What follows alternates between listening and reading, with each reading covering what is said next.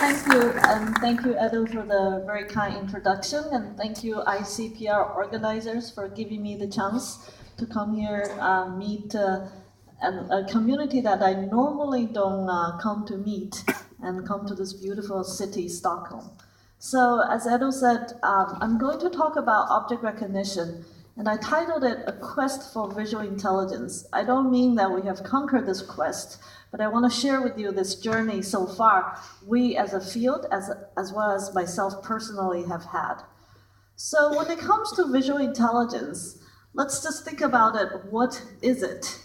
And let there be no doubt, the most amazing, intricate, complicated, competent, intelligent machinery in the entire universe is our human brain. And I'm going to use a very small experiment to illustrate how remarkable you and my visual system works. So you're seeing on the screen a gray square, and imagine you are a human subject in a psychophysics experiment, and you are told to look at the fixation cross. And very soon I'm going to play a number of images and show you, and they're on the screen really fast. After each image, it'll be blocked by some wallpaper-looking patterns. If you were really my subject and get paid $10 an hour, you would have to type what you have seen after each image. But here, you just enjoy the pictures and think about what you have seen. So, as you can see, these pictures come from all kinds of topics, and chances are you haven't seen any of them before. Yet, by looking at these really rapidly presented pictures, you have no problem telling yourself or your neighbors what this picture is about. In fact, some of these pictures are presented so rapidly that we only show it on the screen for about 27 milliseconds. That is almost 1/40th of a second. And the longest picture I'm presenting you is half a second, 500 milliseconds. This is how fast these pictures are shown and how remarkable you can see them. And the experiments confirm your subjective feelings. Here is one example that for this image, different subjects were told to type the story they have seen. And if the image is presented for 40 milliseconds, human subjects are already able to articulate the scenery and the rough story of the scene. And by the time it's 500 milliseconds, it's eternity. Depending on how much you pay them, they can write as much as possible. So in this particular case, the subject writes that it's some kind of game or fight. Two groups of two men, so there's counting. One in the foreground was getting a fist in the face outdoors, because I see grass and maybe lines on the grass. That is why I think of a game, rough game though, so emotion. More like rugby than football, because they are not wearing helmets. So you can see our human visual system is a remarkable machine. And I've been looking at these results for almost 10 years. And this is what wakes me up every day, excited to want to do computer vision, want to do artificial intelligence. Because as computer scientists, I want to build machines that can achieve these results one day. So where did all this journey begin? The field of computer vision is lucky because we have a good story to tell. How did computer vision get started? It was supposed to be an urban legend, but it turned out to be more or less true.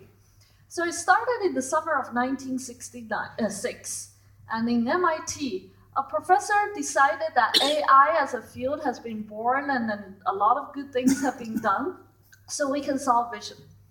Not only we can solve vision in one summer with a couple of smart MIT undergrads. So this is the project they have proposed. Without reading the details, the first sentence says, the Summer Vision Project is an attempt to use our summer workers effectively in the construction of a significant part of the visual system. Here we are in 2014. I have to thank the failed MIT summer project so that I have a job. And so that's the birth of the field of computer vision. So why haven't we solved vision? What's so hard? A very smart, intelligent MIT professor even thought, given how effortless it is to human visual system, we should have solved this very fast. Well, let me just show you a few visual illusions to really have you appreciate how difficult it is to really to really have visual intelligence. Seeing is not just measuring pixels. Seeing is understanding what you see, understanding the visual world.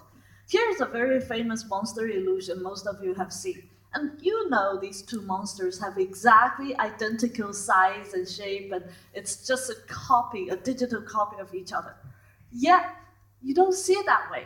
You interpret the scene as a big monster chasing after the little monster. You even feel the big monster in the back has a much more fierce look, and the little monster in the front is more fearful.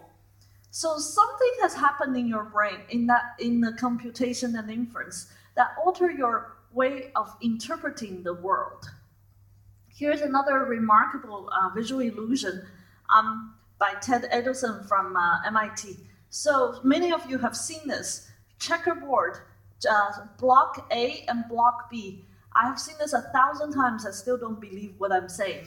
That checkerboard A, the block A and block B have identical grayscale intensity values. And you look at this, you just don't believe it.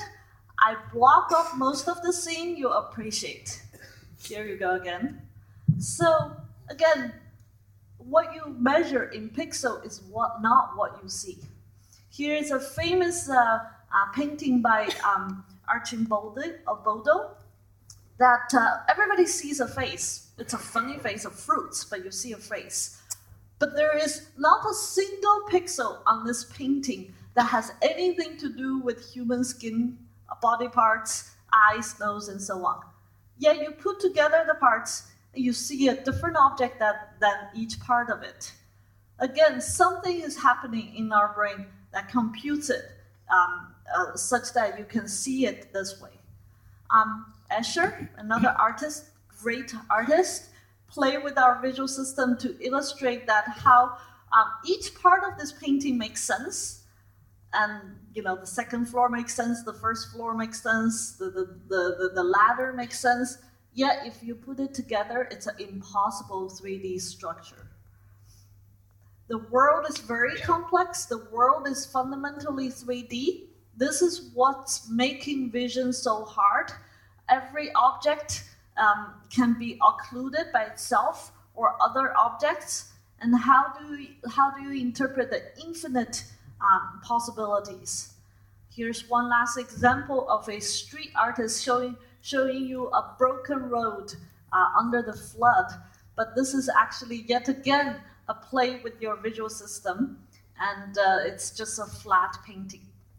So I spent some time to show you these funky-looking illusions, really to get this point that Plato already has understood thousands of years ago. This is Plato's The Allegory of the Cave, and this is how he used this as an analogy of the difficult task of visual understanding.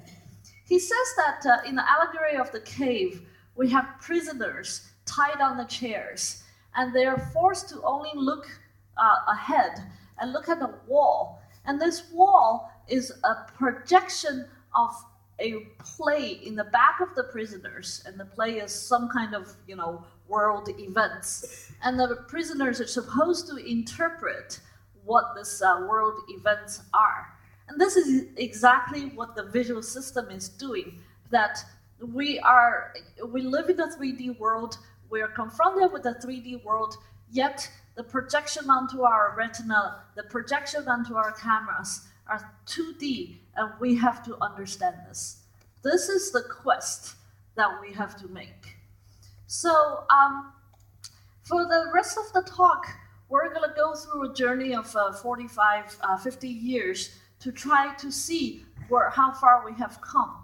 But before I zoom into the topic of object recognition, let's just celebrate a little bit of what computer vision has achieved. I've already painted you this gloomy picture of how hard it is. We're like prisoners in a cave to try to interpret the real world. But we have really gone very far already, and it's remarkable that as in our daily life, we're benefiting from what computer vision have already achieved. Everybody knows Street View. Everybody knows Google Street View. Everybody knows Microsoft Synthesis, Photosynthesis. These are all achieved achievements or products that we almost use daily. But lying underneath, under the hood, are computer vision algorithms that make these things happen. Self-driving, autonomous vehicle driving is a very hot topic for a while now, and a lot of the algorithms that's being used in terms of interpreting road conditions, making decisions, is driven by computer vision technology. This is a video of Stanford's Junior, which is Stanford's second self-driving vehicle by Sebastian Thrun. I don't know if we have colleagues here from Microsoft. This is what I consider one of the most remarkable products of computer vision in the past decade, is the Kinect, which uses computer vision technology to recognize human body and human pose. Needless to say that face recognition has gone very far. You'll hear more talks about this this afternoon. And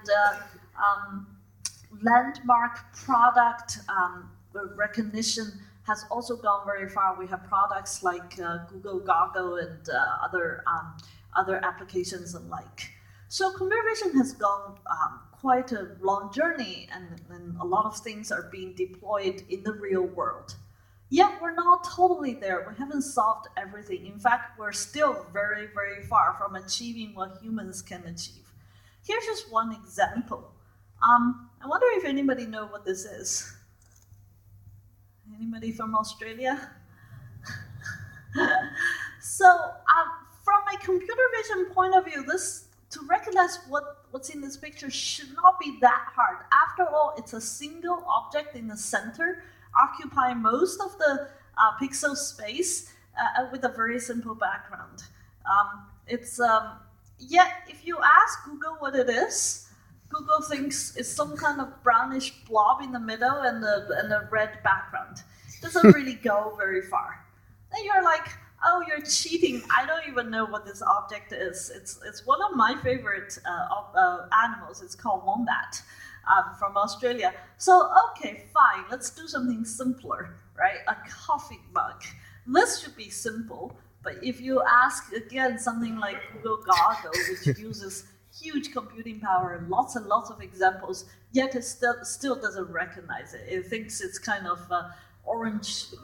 Actually, mostly think it's food or salmon or cake or something. So this is just to illustrate you, we haven't even solved the problem of object recognition. So let's just look deeper into what have we done in object recognition. This is by far one of the biggest topic in computer vision in the past decade or two. And I myself have done some work in this. So I want to share with you what have happened. Well, let's just define what object recognition is and put everybody on the same page. There are many definitions, but the simple one is this: give you a picture, assign a class label of what's in the picture. In this case, it's a wombat again. Of course, object recognition is not easy. In fact, all these pictures can be called wombat pictures. So the middle one is easy, but you get the occlusion, you get strange pose, you get camouflage, you get competing objects. So you have to be able to deal with all these variabilities. On top of that, we already said this world is 3D. So a wombat can be viewed in 360 or more viewing angles, and you have to deal with that. So that's the problem of object recognition. That's the challenges. At this point of the day, I'm going to throw out my own hypothesis that, or belief that I've formed over the past 10 years of research in object recognition. And this can be controversial, and I would love to debate and discuss with you. I believe there are three fundamental elements that we need to have to solve the problem of object recognition. And they are data, learning, which stands for machine learning, and knowledge. And I will try to unpack what I mean by these three important elements or ingredients one by one. So, but first of all, I want to visualize so I can think of this as if it's a three-leg stool, and all these three elements are critical and important to achieve, to help us to achieve our goal. Only problem is everything under the sun is a three-leg stool.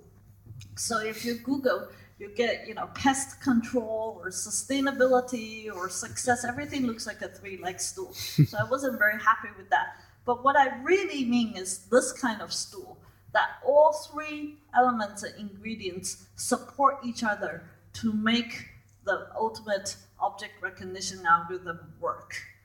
So where did the journey of object recognition begin? It begins in the days that's practically before computers and the internet. Computers were invented, but they were huge, bulky, and practically useless. So there were no data. It's in the 60s and 70s. There were no data. There's little knowledge of statistical learning. Machine learning as a field was barely born, and there was no internet. And most important, before many of you were even born. So what did people do in those pioneering days in terms of object recognition? One of the most interesting line of work actually comes from the inspiration from psychologists. So Irv Biederman is a US psychologist who works in USC, and he, around 70s, he has proposed a very influential theory called the Geon theory. So he thinks that all objects are composed of simple shapes and parts. And that theory really inspired one of the very first object recognition model called generalized cylinder by Ronnie Brooks and Tom Binford. A lot of young people here probably haven't even heard of these names. Ronnie Brooks went on and was one of the founding partners for the iRobot company. You probably have used Roomba, but that was his PhD thesis at Stanford, generalized cylinders to represent objects. Concurrently, another work that's extremely influential is called the pictorial structure model, again trying to compose simple parts and shapes to represent objects by Martin Fischler and Robert Elschlager. And I just want to show you their paper. The students appreciate a paper published in IEEE Transaction 1973. This is the kind of images they have. And on the very right, it's a result which shows we can find hair located at row 8, column 19. And that's the kind of pioneering work we're talking about. So really, the dawn of object recognition in the 70s and 80s is the stool with almost just one leg. And that leg is a knowledge coming from psychologists. In fact, that leg is not even very long, so that stool doesn't really stand by itself. But please remember these names. These are pioneers, true pioneers and founding fathers of computer vision. So, okay, that was the early 70s and 80s. And it was actually, to be honest, a bit frustrating because we don't have data, we don't have the mathematical tools. The world is so complex, it's really hard to make progress. In fact, that the field, the next 20 years of the field, computer vision turned away from these recognition problems and solved a different related problem and made tremendous progress. And that was more in the field of 3D reconstruction. A lot of you here are experts and leading researchers in 3D reconstruction.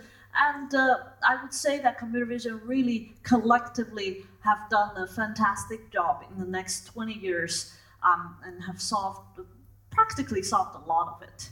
So let's just fast forward to 2000. That's the year I actually entered grad school. Something really remarkable happened in 2000, or around that time. And what I call is love happened. You'll be wondering, what the heck is this? Well, computer vision fell in love with machine learning. And that changed the course of computer vision. And think about it. Around that time, it was the blossoming era of machine learning. A big progress have been made. SVM was invented, ADA boosting was invented, graphical models was being researched and blossoming. Neural network was invented a little early, but getting a lot of traction and so on.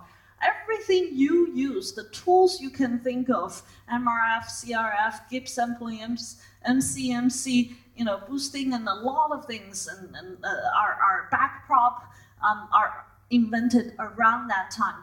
And computer vision really benefited from it.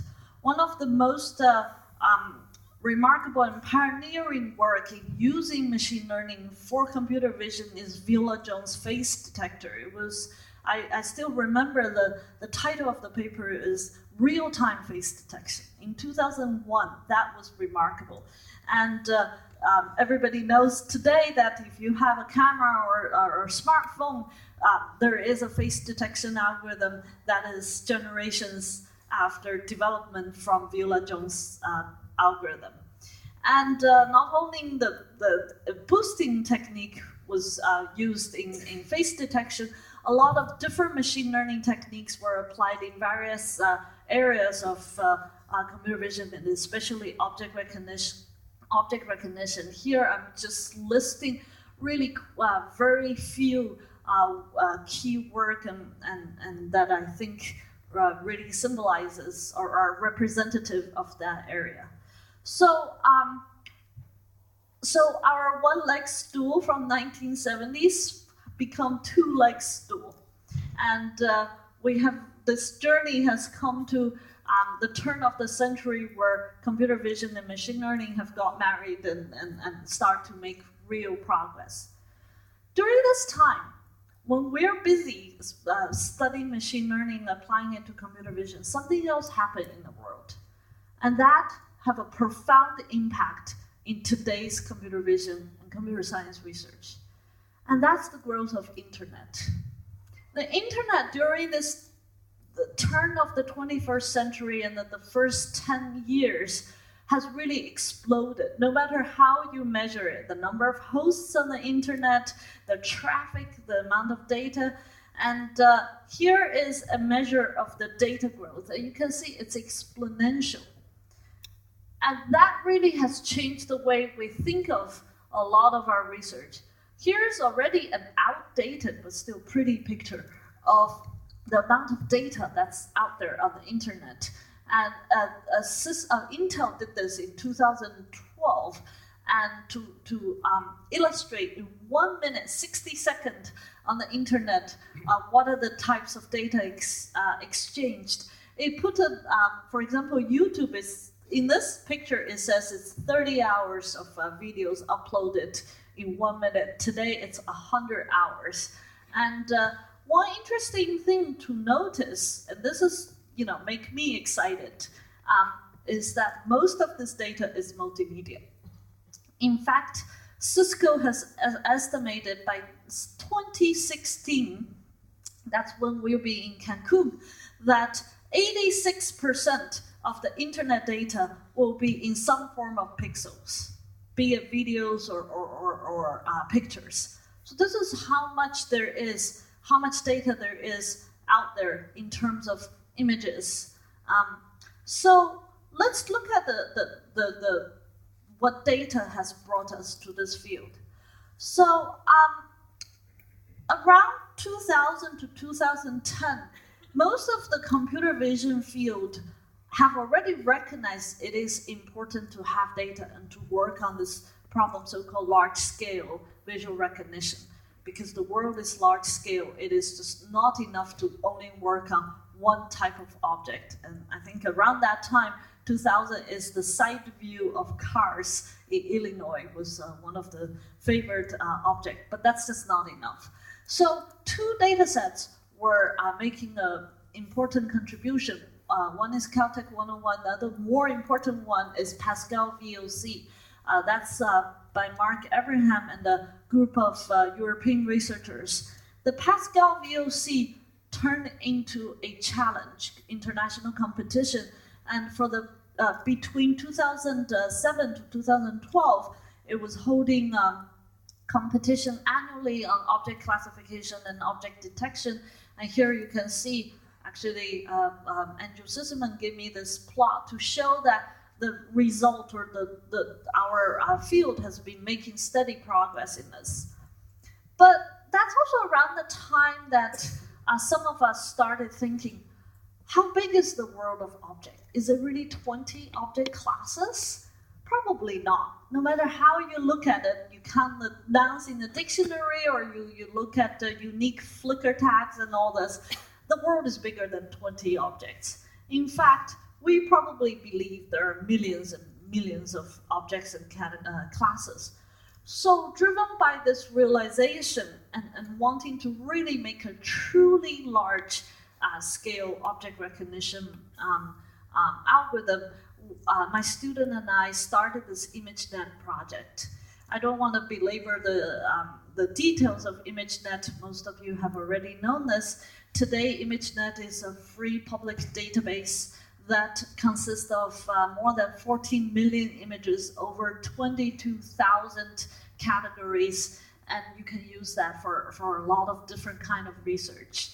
In fact, during the course of assembling ImageNet, and that's really mostly in 2008 to 2011, we have hired 50,000 plus Amazon Mechanical Turk workers, and together they have made more than 500 million decisions to give us this data set. I want to show you one plot that I feel particularly proud. If you look at this curve of the number of images in ImageNet, that really represents how much work we've been doing with Amazon Mechanical Turk workers. And then we superimpose on top of this the US economy, a poll for the confidence of US economy, and you see a strong correlation. So I think ImageNet, by hiring this many Amazon Mechanical Turkers, we really make a contribution to the US economy. So here is just another view of looking at how the field has grown in terms of the scale of working object recognition. This is the size of Caltech 101, 9,000 images. And then we start to have Pascal VOC, we have Label Me, we have some data set, and this is ImageNet, the size of ImageNet. So that really helped us to work towards large-scale object recognition. We're not the only people working this. What I feel extremely proud are other people's achievements in ImageNet, using ImageNet. We have seen ECCV Best Paper Award. We have seen lots of work by Google. And of course, everybody knows 2012, history was made yet again by Jeff Hinton and his student. In that NIPS paper, ImageNet classification with deep convolutional neural network, they won the 2012 ImageNet challenge competition. And that really changed a lot of the ways that the field has been working in terms of object recognition. For students here who are very young, as an older person, I want you to appreciate the next slide. I want you to take a pause and look at these two basically equations, but the figures for convolutional neural network. The first one, top one, is by Yang LeCun, 1998, when he was still working in the Bell Labs.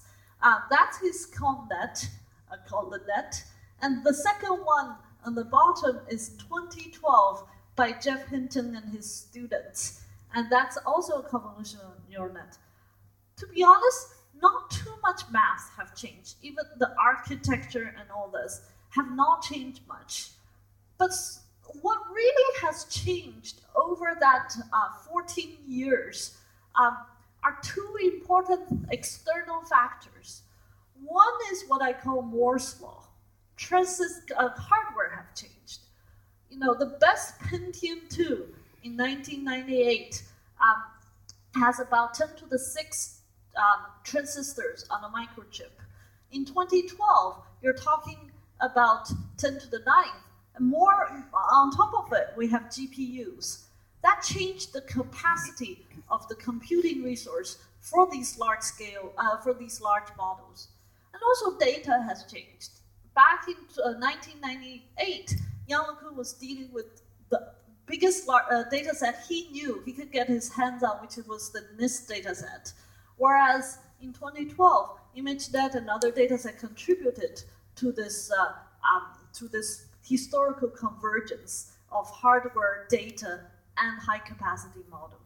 And for those of you who are going to ECCV in 10 days, here is just a plug.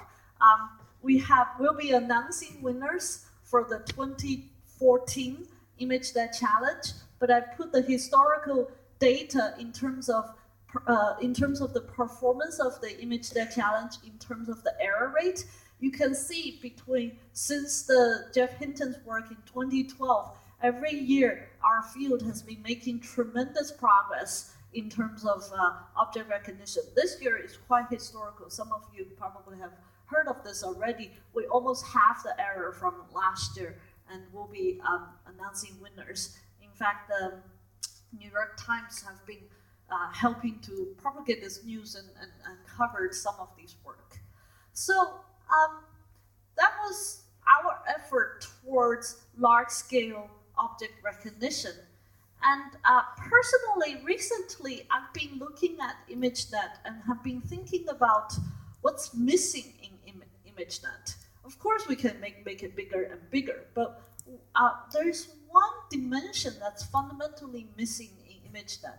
If you look at the objects in ImageNet, it's like wombats, cups, and all this. But here's one, if you ever browse ImageNet and you type the word sedan, which is practically what people call cars, and you realize sedan is a leaf node in ImageNet, which means in the ImageNet world, there is only one type of car, which is a type of sedan. But the truth is, since 1990, more than 3,000 types of cars have been manufactured by humans. And what I say type is make, model, year. BMW X3 2012, that's a type of car. So this brought us to a new line of work that I've been excited by, which is what we call fine-grained object recognition. And we are rolling out a new data set called ImageNet Cars, which instead of broadening the coverage of ImageNet, we're deepening the coverage in one particular tree, which is 2,600 plus different types of cars, over 600,000 images. And you might think that the problem of fine-grained object recognition is just the same as a regular object recognition, but it might not be that simple. Here's an example. These are two types of cars. I don't even want to challenge you for naming them. It's kind of hopeless. But can you even see what makes them different, other than color? That doesn't count. It is really, really hard, even if we give you a lot of guidance. This might be an area of computer vision that, once we do it right, will beat human vision easily, because human vision are not that good at, unless you're really a trained expert. So it turned out that these are two types of Mercedes from 2012, and the same class and all this, but what really sets them apart on the visual appearance side is the grille of the car. So if you use a generic state-of-the-art object recognition algorithm, say deformable part model, you're not going to get much signal out of this. The DPM uses more or less texture gradients, and these two the critical parts that look different are more or less the same. Another state-of-the-art model is based on Fisher vector. Again, the Fisher vector for these two images, these two cards, are also highly similar. Of course, the next state-of-the-art that one would try is convolutional neural network. And if you use the Krzyzewski's 2012 neural network, you have convolution layers and dense layers. Again, that doesn't, if you look in detail, the dense layers kind of look at the entire image and doesn't really zoom into the diagnostic parts. So recently we've proposed a modified deep learning network called ELF, which we call Ensemble of Localized Learned Features, where we replace the the dense layers in the ConvNet by these diagnostic parts. So it's more or less still a convolutional neural network, but we focused on detecting the diagnostic parts rather than a holistic global representation. And I'm not going to get into any details. You can read our ICPR paper or talk to me offline, but here is an example of what if we put in images and seed it with some parts, what we get out of these diagnostic parts. And one thing to notice is that we actually make alignment across images by learning, not by hands. So here's another example of detecting diagnostic parts and in turn using it for fine-grained object recognition. And our model ELF on the SCAR dataset outperforms some of the other state-of-the-art work, such as Alex Krzyzewski's 2012 CNN or LCC and so on. So here are some examples of fine-grained recognition. You give the system a picture like this, our system is able to not only say it's an Audi, it gives you Audi Model TT hatchback 2011. This is what we call a correct classification. And it also proposes the parts it uses to make this distinction. Here's another example. I don't know if there's any car expert in the audience. Here's turned out to be Audi S4 sedan 2007. I'm not going to bore you with more cars. Apparently, this is a Hummer, so if you ask what we found are the most important parts for our ELF algorithm, it turned out they are big. So here are the example parts that are very useful and diagnostic. They tend to be covering a third or a quarter of the car. And interestingly, what is the least useful part? Well, it's useful for running the car, but apparently it's not that useful for distinguishing different types of cars is wheels. So again, I try to be brief about this. I'm happy to talk more offline.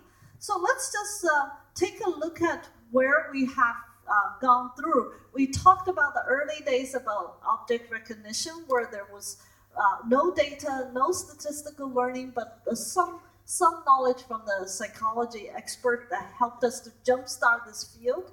And then we get into the turn of the 21st century, where statistical learning really rebooted computer vision. And then the next 10 years till now is really appreciation of more and more data to power our statistical learning model. So the question is, what's next? Right? Where are we going? Of course, we need to have more data. We need to make smarter and smarter models. Are we missing some important ingredients? And this is what I've been thinking for the past 1 year or so. And I feel that we need to look deeper into how humans do recognition. And this fine-grained object recognition really helped me to think about this, is that if you ask a person or let's say a bird watcher to distinguish birds, in addition to the visual signals, there is actually a tremendous amount of knowledge that exists in our head and in our periphery that helps us to make sense of our visual world. So we're getting back to this key ingredient called knowledge. We have, like I said, we have done a little bit with knowledge in the early 70s, but for a long time, it's been past 30 years, we haven't really think about knowledge too deeply. And I think it's really time to think about that.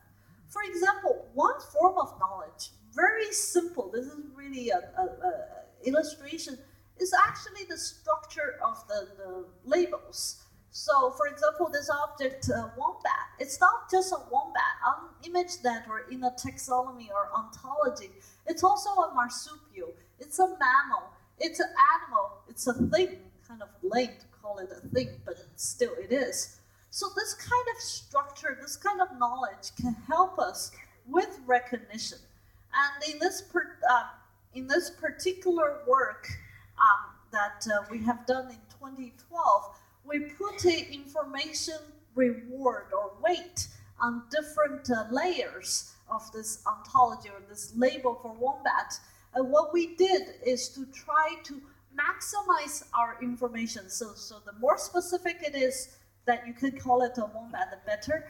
But also with the subject constraint of a classification performance.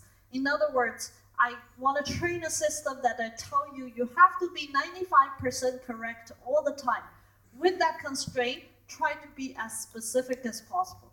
This kind of task is only possible when you have a knowledge structure that helps you to make that kind of decision.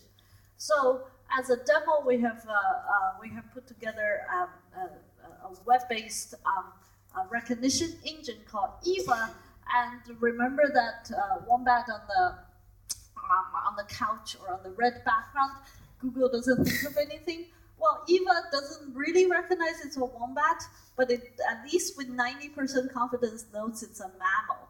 And for this coffee cup, EVA with 97% confidence can tell it's a mug. And with 95% confidence, it knows it's a coffee mug. And here are more examples what EVA can do. Give a picture, EVA you can pick any confidence level, which is the constraint of how correct you have to be. So, for example, that dog in a rear view mirror with 85% confidence, EVA tells you it's an animal as well as a rear view mirror.